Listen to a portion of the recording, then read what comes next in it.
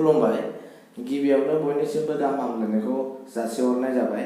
दिनै prime 24 हेडलाइननि studio जों मोगा-मोगि आयदायाव लिंनानै लाबोदों।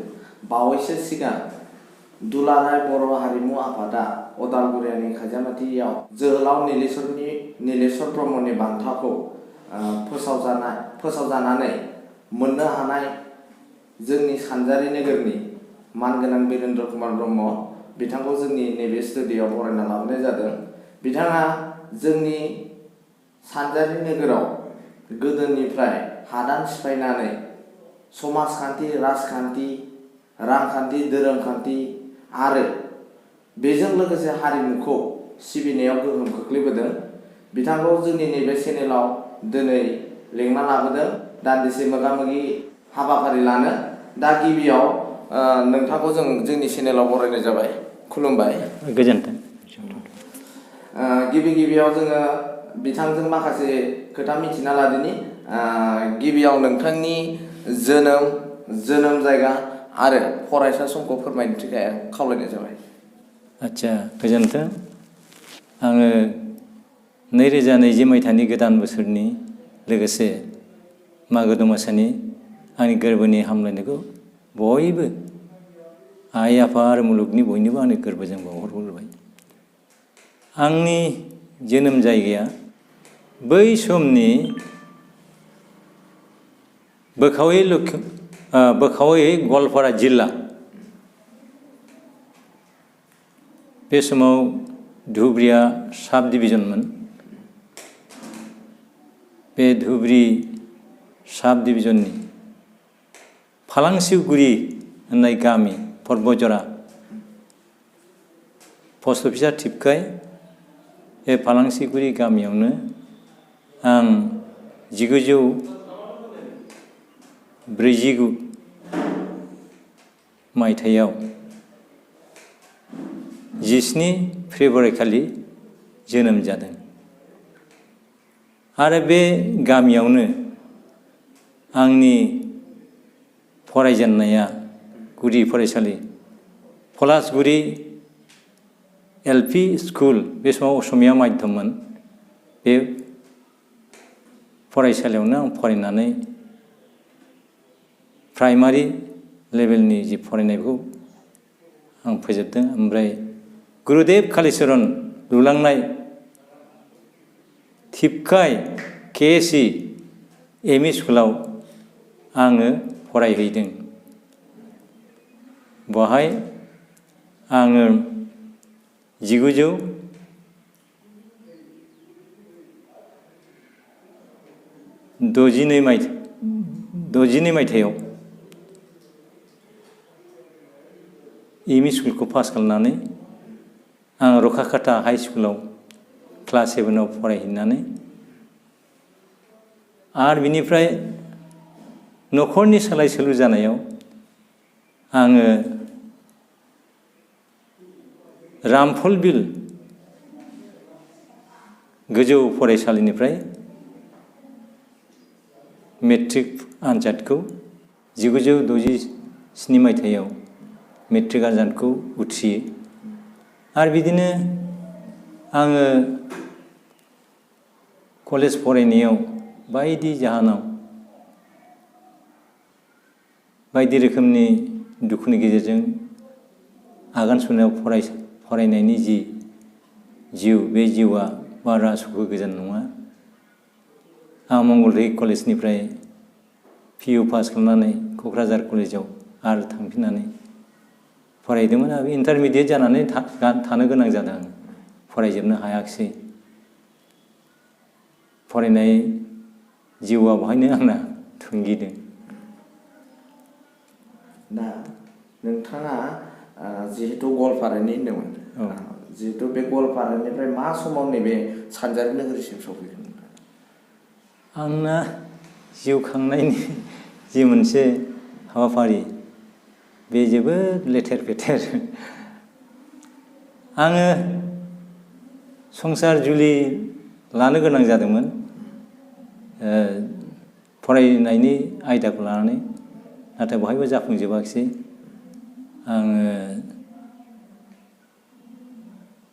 फरायसा जिउखौ लोगोआव लानानै संसार जुलि लानो गोनां जादोंमोन। नाथाय बे जाजोबैयाव आङो 1972 मायथाइयाव बहाय फैदोंब्लाबो थाथारनाय जायाखै। बहाय हस्तिनापुर गामियाव बे समाव हाग्रा बंग्राया एकदम नोलो खाग्रा, मटर लाइनाथ' गैयामोन, ट्रेनजोंसो फैदोंमोन। डेकापाम स्टेसनावबो सिमेन्ट सापरि स्टेसन गैयामोन होनबा। बहाय ओंखारनानै बे हस्तिनापुर गामियाव जा गुमै फैदोंमोन नालाय, बहाय एकदम जेरैबो गैयै हिसाबै आं बहाय थाफैनानै जिउ खांदोंमोन। आरो बेबायदिनो बाहाय फैनानै आरो आङो उल्थायै दरं, बै समाव दरं होनोमोन जिल्लाखौ, दरं जिल्लायाव थांफिननानै आङो जिउआव जेबो राहा गैयैखाय आंहा बै फरायसा समनिफ्रायनो हारिमु आयदायाव मेथाइ खननाय, एक्टिं खालामनाय बाहाय एसे गोसो गोनांखामोन। जिहेतु नोंथाङा दुलाराय बर' हारिमु आफादजों 2020 मायथाइयाव अदालगुरियाव जानाय खायजामाथियाव नोंथांनो जोहोलाव नीलेश्वर ब्रह्मनि बान्थाखौ जिहेतु नोंनो बावनाय जाबाय, नोंथाङा बे बान्थाखौ मोनना माबायदि मोनखो? गिबियाव नोंथाङा सानदोंमोन नामा जे बे खेबाव नोंथाङा मोनगोन नामा होननानै?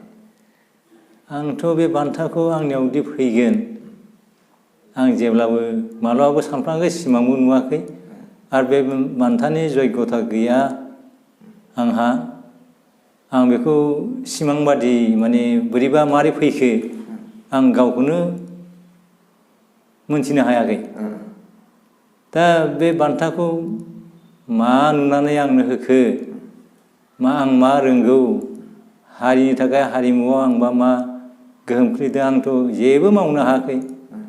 होमब्लाबो माखौ अननानै, माखौ मोजां नुनानै, मा मोनथिनानै होखो बेखौ आनान गसाइ सोरजिगिरि आफायासो मोनथिगौ।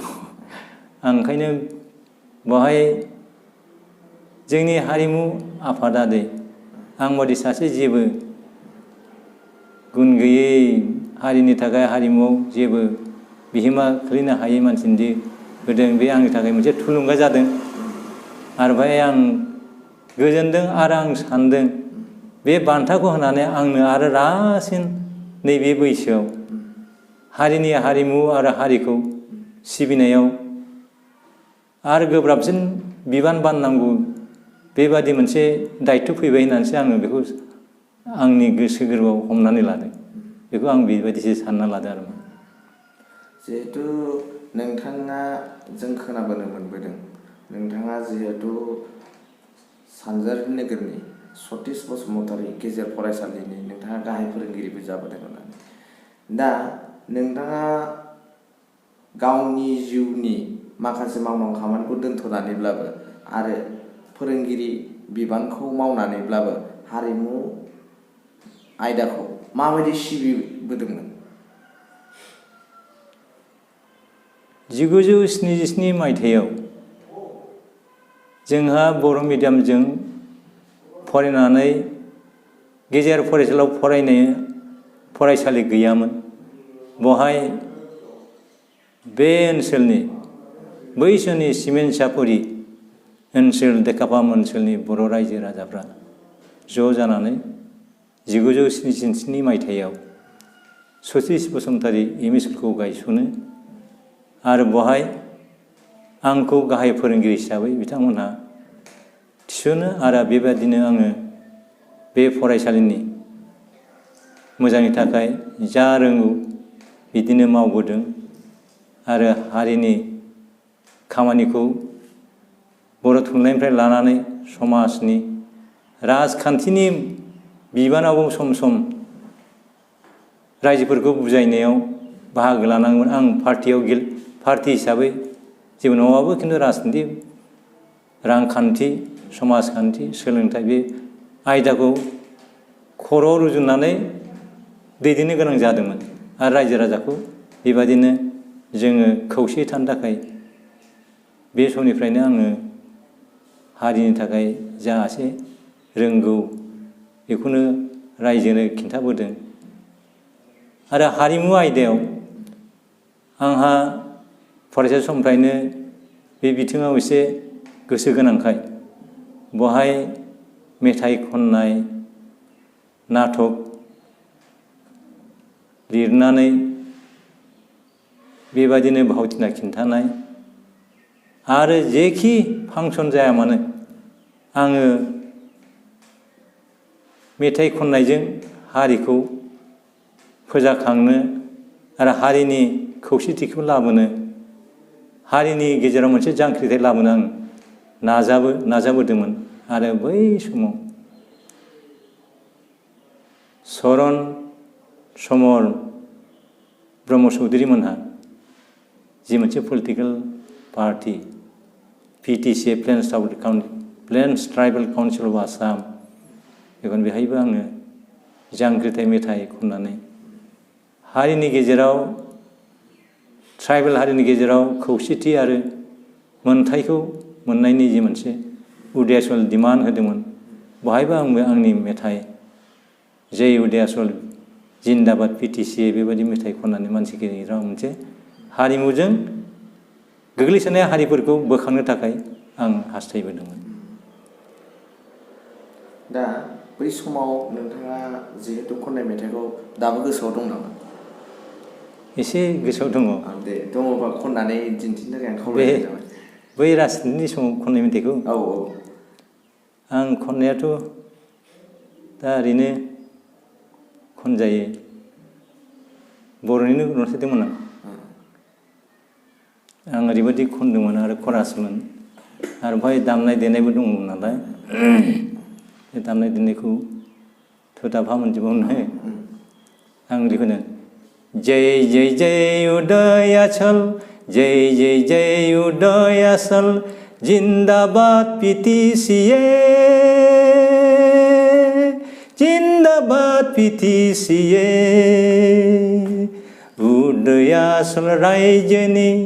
उदयाचल रायजोनि जोंलाय सेंग्रा सिख्ला सुथुरनि सोजोमनायखौ जों गिया जोंलाय मदद जांगिला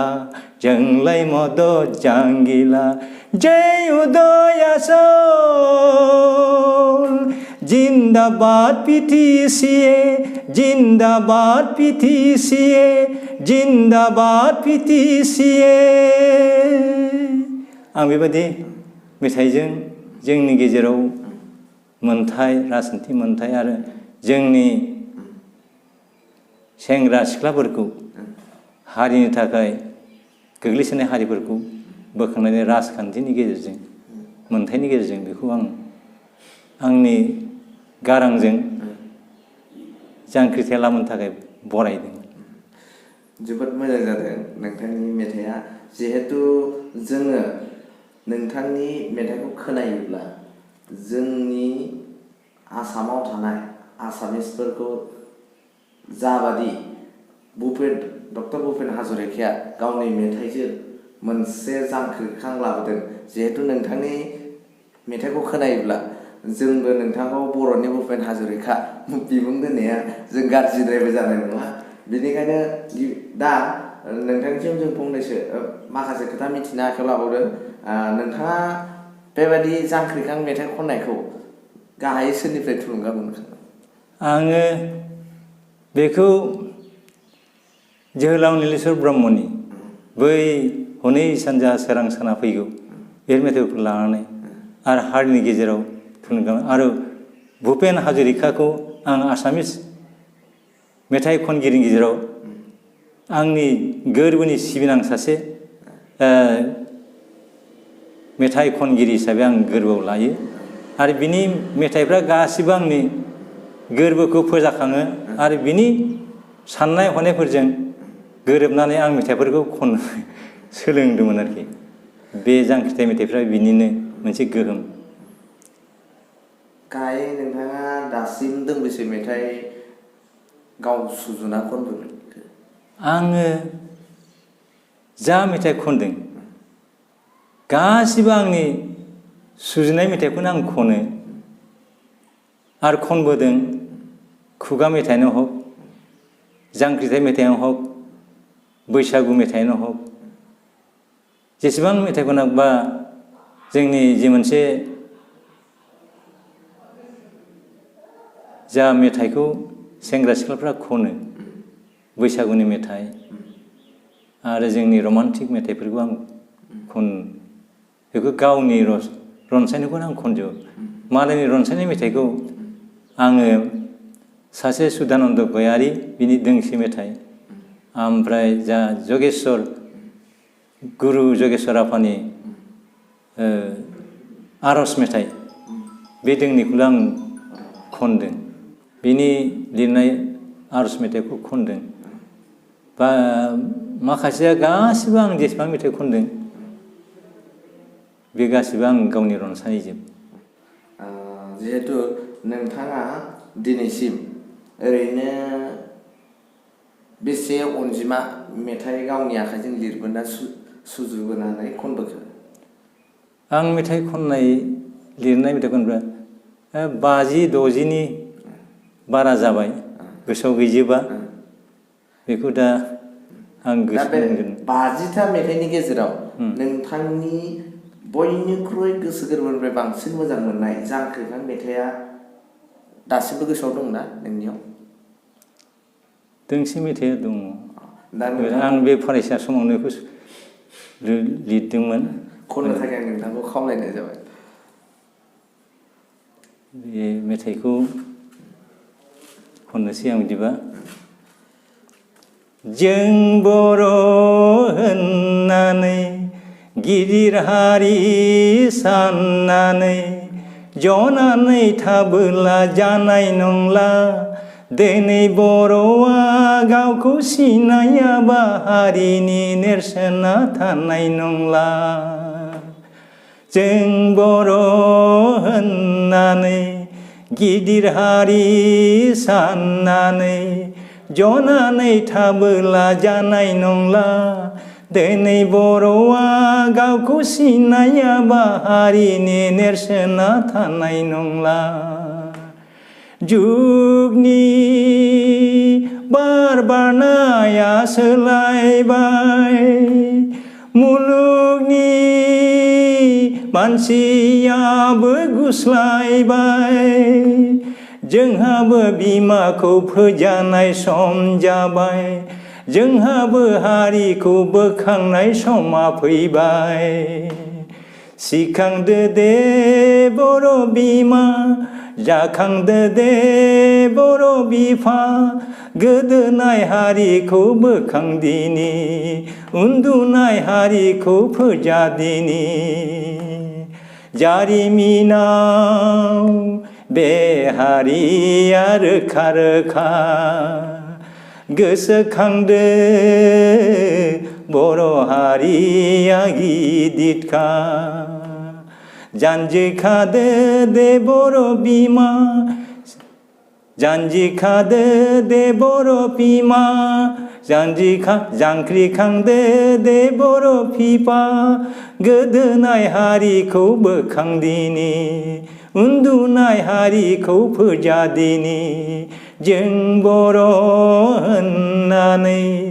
गिदिर हारि साननानै उन्दुना थाबोला जानाय नंला दिनै बर'आ गावखौ सिनायाबा हारिनि नेरसोना थानाय नंला दिनै बर'आ गावखौ सिनायाबा हारिनि नेरसोना थानाय नंला बेबादिनो खनदोंमोन आङो जोबोद साबायखर थाबाय जिहेतु दानि मेथाइ आरो गोदोनि मेथाइ जिहेतु खोनायोबा जों जोबोद फाराग मोनो दा जों दसे ब्रेक लानो सानदों दसेनि उनाव दान्दिसे उनाव जों नुजाफैबावगोन जिहेतु नोंथाङा जों गोबां समनिफ्रायनो नोंथांखौ नुबोबाय थादों नोंथाङा धोरोम खान्थिजोंबो नांथाबना दं नोंथाङा धोरोमनि मेथाइ दासिम सुजुदोंना सुजुफेराखै?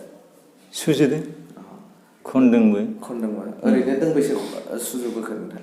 ओरैनो धोरोमनि मेथाइ आं सुजुनाया बारा बुरजा नङा खुब खम बे दोंब्रै दोंबासो दङ बिदिनो आं खनो बेखौनो खनबाय थायो आरो बिदिनो गोसोफोरखौ एखनबा आङो आर'ज खालामो आरो बिदिनो धोरोम सभायावबो आं खनो आरो जिहेतु नोंथाङा बैसागोनिबो मेथाइ सुजुदों जानांगौ ओरैनो दोंबेसे नोंथाङा दिनैसिम बैसागो मेथाइ सुजुखो बेथ' बुरजा जानाय दा मेथाइ बैसागुफ्रावबो मोसाला नालाय मेथाइफ्राबो गोमालाय लांबाय थेवबो दोंसे मेथाइखौल' आं बा बेनि सभा समितिफ्राव खनो आरो बैसागुनि मेथाइ बेखौ गोसोआव गोरबोयै दं आरो बेखौनो दा आं सभाफ्राव खननो थिनोब्ला आरो बिदिनो जोहोलाव नीलेश्वर ब्रह्मनि बैसागुनि मेथाइ दं बेफोरखौ खनो नोंथाङा दिनैसिम जों खोनाबोनो मोनबाय थादों नोंथाङा जोहोलाव नीलेश्वरनि मेथाइखौ नोंथाङा दा मोन 9 नोंथाङा दा रेकर्डिं खालामगासिनो दं बे मेथाइआव माब्ला रिलिज होगोन बेखौ फैगौ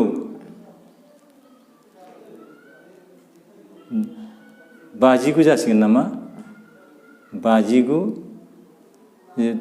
दुलाराय बर' थुनलाइ आफादनि खैराबारियाव जानो गोनां बे थुनलाइ आफादाव बेखेवनो होननानै जाय प्रडिउसार बे प्रडिउसार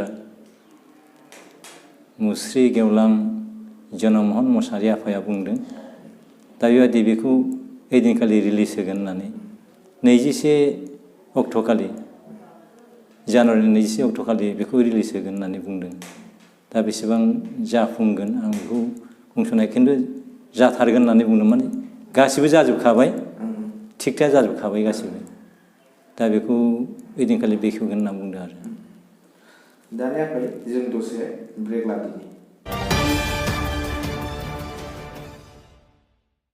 दानिया फैफिनदो जों बावैसो 2020 मायथाइयाव जोहोलाव नीलेश्वर ब्रह्मनि बान्था मोनगिरिनि सोमोन्दै जों गोबां मिथिना लाबाय दा बिथांनि गारांजों आरोबाव जों माखासे गोबां बैसागो मेथाइ रमान्टिक मेथाइ आरो मोजां मेथाइ जों खोनासंनो आखायाव लादों दा नोंथांनि बयनिख्रुइ साबसिन दिनैसिम मोजां मोननाय बैसागो मेथाइखौ आङो खननो थाखाय खावलायनाय जायो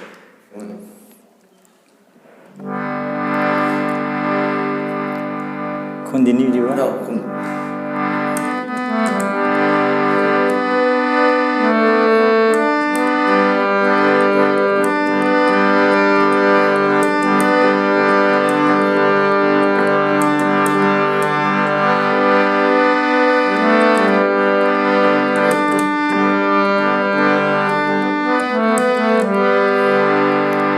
आगे बोथोर गोदाननि बारनाय सिरिनाय मान्दार बिबारा गैसना मान्दार बिबार आगे सना नोंनि बिमा बिफानि गन्थं हानानै मिनि बाला बाला रायजो जानायालाय दानियालाय मानि दुखु दाहा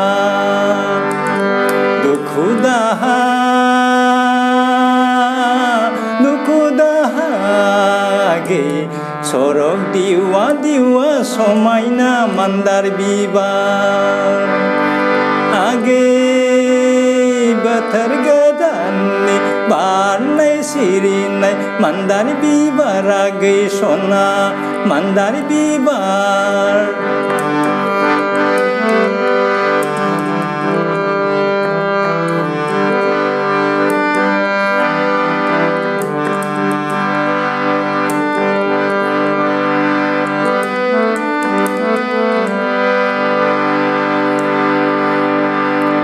आगे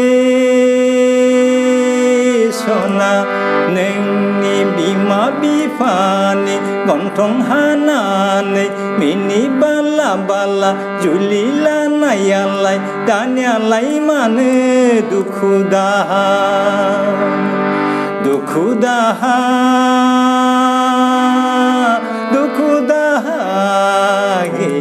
सरग दिवा दिवा समायना मान्दार बिबार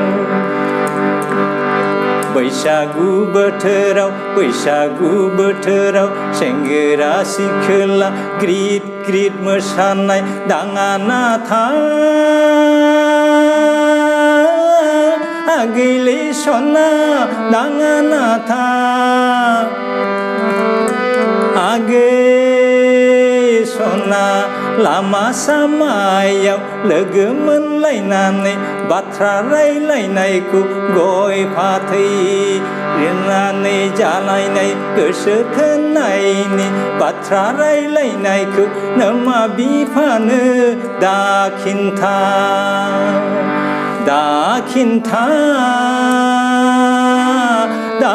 खिन्थागे सरग दिवा दिवा समायना मान्दार बिबार सेंग्रा सिख्ला ग्रिद ग्रिद मोसानाय दाङा नाथा आगैलै सना दाङा नाथा आगै लामा सामायाव लोगो मोनलायनानै दुखु गोजोननि खोथा रायलायनायखौ रावनोबो नोङो दा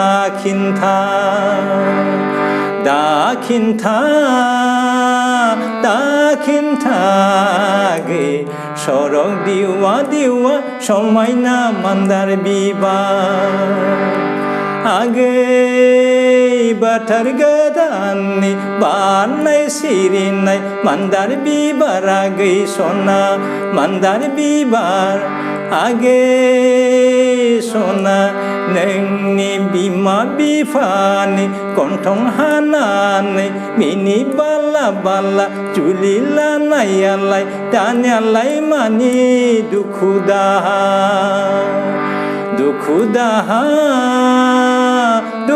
दाहागे सरग दिवा दिवा समायना मान्दार बिबार एसे खनबाय आं जोबोद मोजां जादों ना नोंथांखौ जोबथि खावलायनो सानदों नोंथाङा जिहेतु दा जोहोलाव नीलेश्वर ब्रह्मनि मेथाइखौ रेकर्डिं खालामगासिनो दा बिथांनि दोंसे मेथाइ खननो थाखाय नोंथांखौ खावलायबावनाय जाबाय बैसागु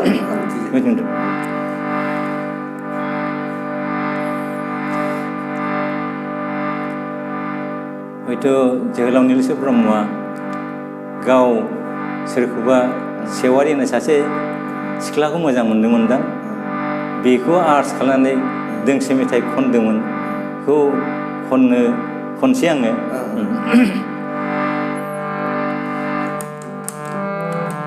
बिफाङाव बानानै बिखा फोजाब जुगुगु दाउथु गाबदों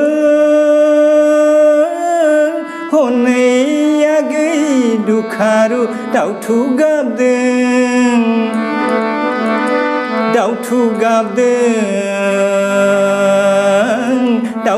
गाबदों आगै मैनागुरिनि सेवारि जुलि सना सेंग्रा बासि बासि हौवा बासि बासि फिसाइ जबोला भाब नांगोन आगै सना भाब नांगोन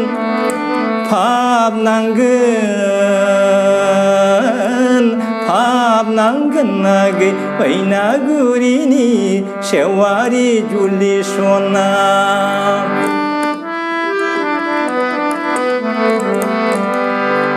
अखाफोर बैसागनि अखा दैजों हनै जोमै नायदाव जुलि लायै दाउबो लायगौ हनै ना खुरसा अखाफोर बैसागनि अखा दैजों हनै जोमै नायदाव जुलि लायै दाउबो लायगौ हनै ना खुरसा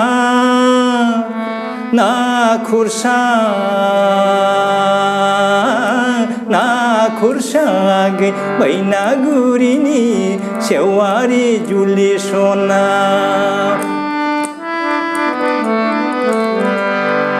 आं आंखौलाय गाज्रि दा सानाखै नोंखौबो गाज्रि साना रावनिबो नोंबो नङाखै रावनिबो आंबो नङा संसाराव थाबोला मोजां गाज्रि जोङो जुलि जागोन नागै मैनागुरिनि सेवारि जुलि सना बिफाङाव बानानै बिखा फोजाब जुगुगु दाउथु गाबदों हनै आगै दुखारु दाउथु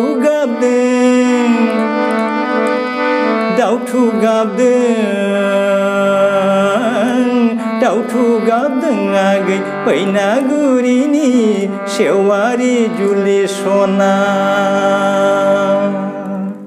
गाराङाबो 75 इयार्स जाबायथ' हालावग्राफोर जिहेथु जों जोबोद मोजां मोनबाय दिनै जिहेतु जोंनि बर'नि गेजेराव जोहोलाव नीलेश्वर ब्रह्मआ थाबावनायमोनब्ला हारिमु बिथिङाव जोबोद जौगाबावगौमोन बेखौ जोङो आसा फारिनो हायोमोन जिहेतु नोंथाङा नैबे जोहोलाव नीलेश्वर ब्रह्मनि मेथाइखौ खननानै दिनैसिमबो जोहोलाव नीलेश्वरनि सानस्रि एबा साननाय मेथाइखौ फोजाखांनायनि थाखाय जों रोजा रोजा साबायखर थांनाय दिनैनि बे मोगा मोगि आयदाखौ एसेबां फोजोबनाय जाबाय। गोजोन्थों।